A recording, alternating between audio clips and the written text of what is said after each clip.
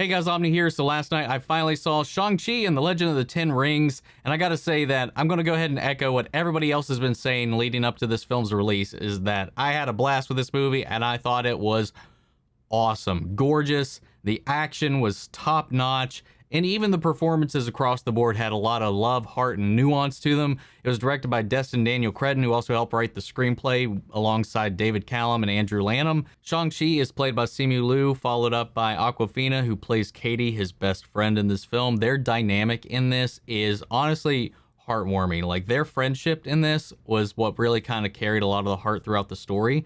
Because they have two very different outlooks on their status in life, and it's really interesting to see how this lens, like, I really appreciate this Marvel taking this stance with these characters on showing like the Asian American experience and even Asian immigrant experience in America, and what that's like, and how that distance you sometimes forces you to distance yourself from your heritage, your culture, your family, even your own name, just to fit in and try to be accepted. And I really liked how these two kind of created this relationship when they came together in the beginning. Like when we get their backstory, how they met when he first came to America and stuff like this, and like how she stood up for him and did all this stuff. It's a lot of fun. These two are just a gem in this film. I love their chemistry.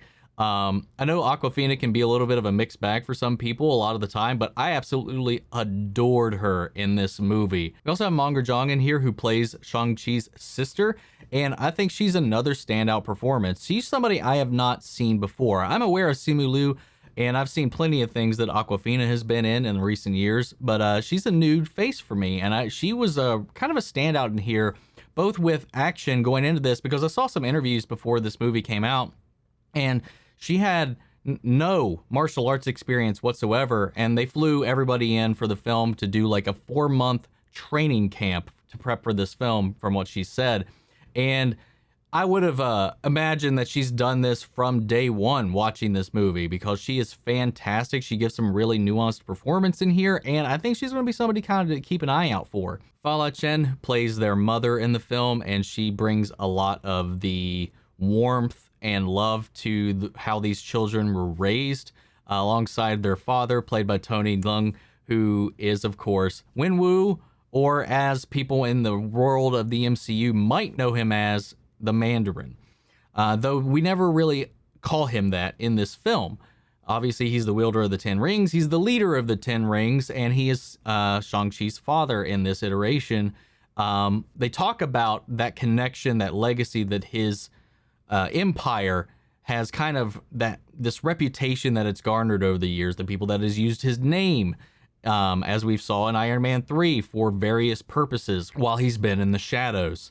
It's really interesting how they tie and link and talk about all these things, especially give a perspective from the other side. You know, we've only seen or heard about the Ten Rings from our experience throughout the early beginnings of the MCU. And it's really interesting to find out the truth about the real Ten Rings and how it came into play, and how it kind of ties into the consequences of Iron Man 3 a little bit. Again, I'm not going to go into any of the details because I want you guys to experience this for yourselves. And it's a lot of fun. Leung does a fantastic job in this movie. I think, honestly, out of everybody in here, I think he's one of the standout performances, because he brings a lot of layers, depth, and nuance to this character. He's somebody that you can definitely understand his motivations, and in a lot of situations, you could 100% sympathize with what he is doing and why he is doing it.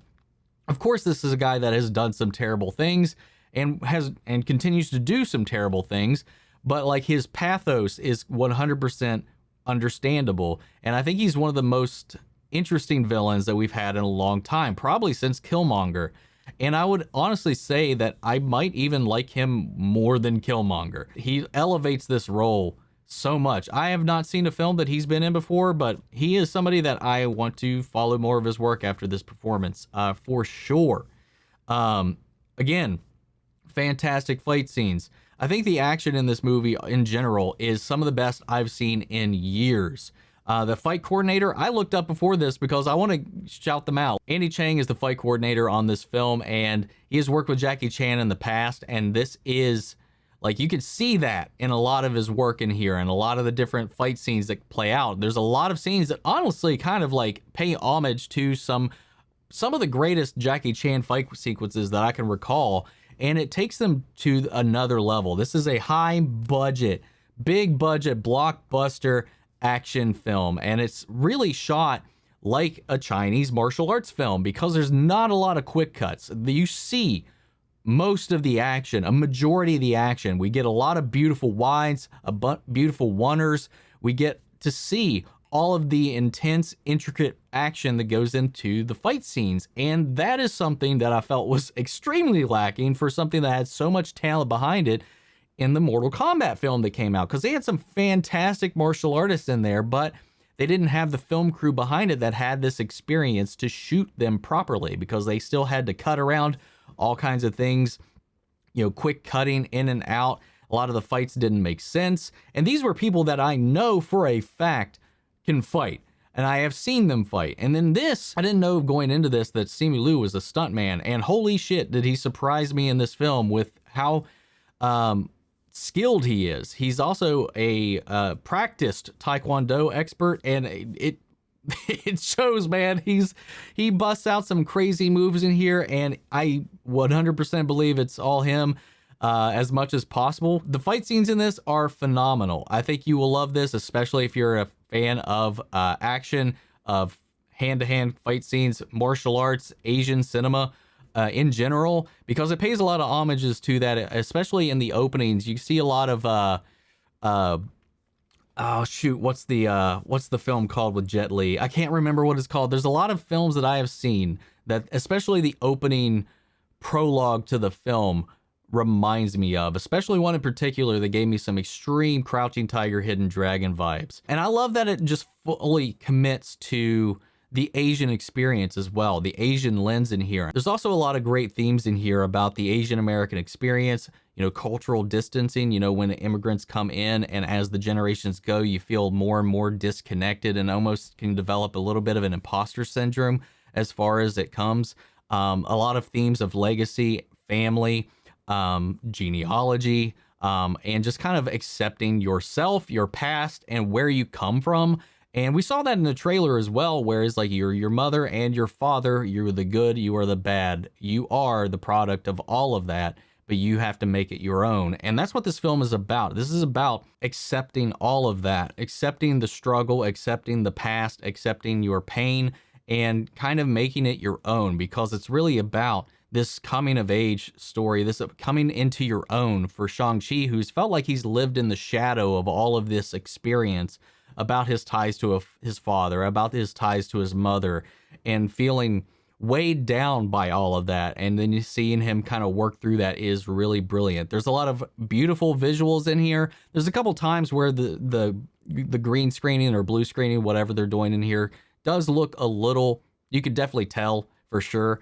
But all in all, it's gorgeous. The third act of this film goes completely into somewhere we have not seen in the trailers at all. We've seen a little hints of it, but like, oh my gosh, it is like two separate movies after you break the second act point. I never had any issues with the pacing at all. There's some fun surprises in here, some fun little Easter eggs and cameos. The mythology that they incorporate in here from Chinese culture, Asian culture in general, is really gorgeous. The music is fantastic in here. Even the opening and a lot of the beginning of the film is even done in Chinese. We were reading the subtitles because they are trying to be authentic about this. And though I will say one little critique and nitpick is that there are some, after they kind of set that precedence, and I get why they don't do it, it just kind of took me out of it for just a moment, is because later into the film, as things have already gotten going, the ball is rolling, we're getting into all the action, the climax, there are scenes here and there where I'm just like, why are they still speaking English to one another? There's nobody around here that only speaks English, so it's like they're doing it just for the benefit of us. And I kind of get that as well, because it's, like I said, it's just a minor nitpick. It's just like, I liked that authenticity that came from the beginning. Seeing them speak in their native languages when they're talking with their families and all that, and when we're learning their past from their own stories and their perspective, I like that. But when it comes to two people sitting in a room together towards the end of the film, and you know, that's their first languages, I'm like, why are they speaking English right now? And I just kind of felt that a little bit a couple times. It was just a little thought, and I would have liked that moment. I kind of get that the thought behind that is probably because of the action, the set pieces, that they don't want people looking at the bottom of the screen while things are happening. But there are some slow moments where they definitely give you a moment of a break and reprieve from some of the action. So it could fit in there. Again, for me, while I love subtitles and anime and stuff like that, I do agree that when you have to look down and read, you miss a lot of the imagery. You miss a lot of the intricacy and the performances and the animation, if we're talking about animation, when you're trying to focus on reading the words. So I get that. I think I like how they started it off, but I almost kind of wish there was a little bit of a consistency. That being said, this is easily, I think, after seeing it, and this could just be me riding the high of it, this is as of right now, this is my favorite solo MCU film. And I think this is the first film in a really long time that has truly felt like a solo film, like a solo origin story. It doesn't feel like it's hijacked by any cameos necessarily. Honestly, the cameos that are in here, the Easter eggs that are in here are just not impactful at all, not really, until you get to the post-credit scene, the end credit scene, that really kind of show how this is going to tie into the greater MCU moving forward. And there are some things in this final act that are going to have, I'm sure, some long-standing effects on what we see and perceive about the MCU coming in the future. And I'm really curious about that. There's this movie indirectly opens a lot of doors and possibilities, and I'm really excited for it. Shang-Chi quickly became one of my favorite characters in the entire MCU. I loved him. I love the action. I love the way his character just has built and developed.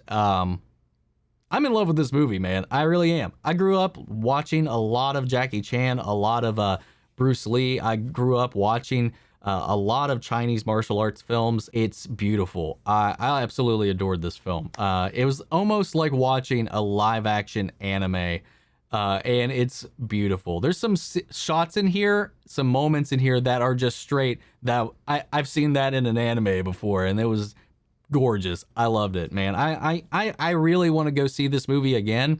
Right now, it is only in theaters, so you're not going to be able to do premiere access with this one. So if you can, I highly, highly recommend that if you can safely go see this movie, please do. I think you will enjoy it. Even if you aren't a big Marvel fan and you just like good action, I think you will get a kick out of this, because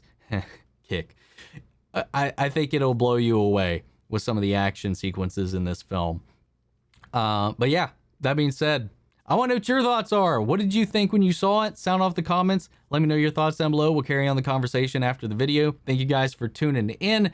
If you'd like to continue to talk about the movie or talk about the MCU in general or anything else, come join our Discord or follow me on all my socials and we can chat about that there. Links to all those are in the description of this video. Before we go, I want to shout out our channel legends, Mandy Sherritt, Ryan Karen, Jason Coleman, Philly Vane, and Yuri Kurskov. Thank you guys so much for your support. But guys, that's going to be into this video, and I will see you guys in the next one.